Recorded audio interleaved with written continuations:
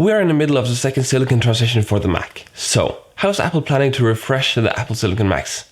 Let's dive into it. Apple Silicon first started with the A4 chip. The A4 came out in 2010, so Apple has over a decade's worth of experience with silicon production. And that has been demonstrated during the silicon transition. So when Apple started with the transition to Apple Silicon, they must have taken what was supposed to be the A14X and put Mac-specific features on it and called it the M1. Why am I so sure about that?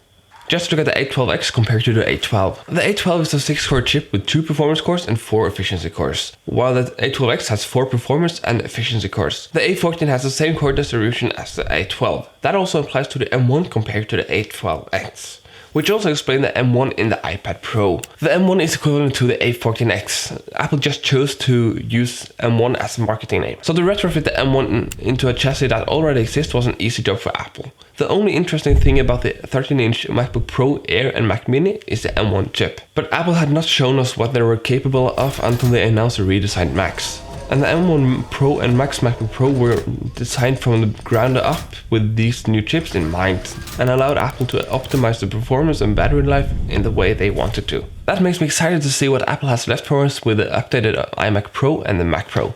These are desktops and are not limited to the same power constraints as laptops are. For the iMac Pro, we are expecting a 27-inch mini LED display with ProMotion, with the M1 Max and possibly an M1 Max with 12 CPU cores. The Mac Pro is supposed to be a beast in terms of performance, with up to 4 times the M1 Max and similar but smaller design. Both could be announced at WWDC this year, alongside the redesigned Mac Mini with the same specs as the iMac Pro. So how's Apple going to update the silicon after the transition? Well, first I thought they would do it annually because they are updating the iPhone chips every year, but I have no idea how chip manufacturing works, so that might not even be possible. Then I read a report that claimed an Apple Silicon refresh every 18 months, which means every 1.5 years.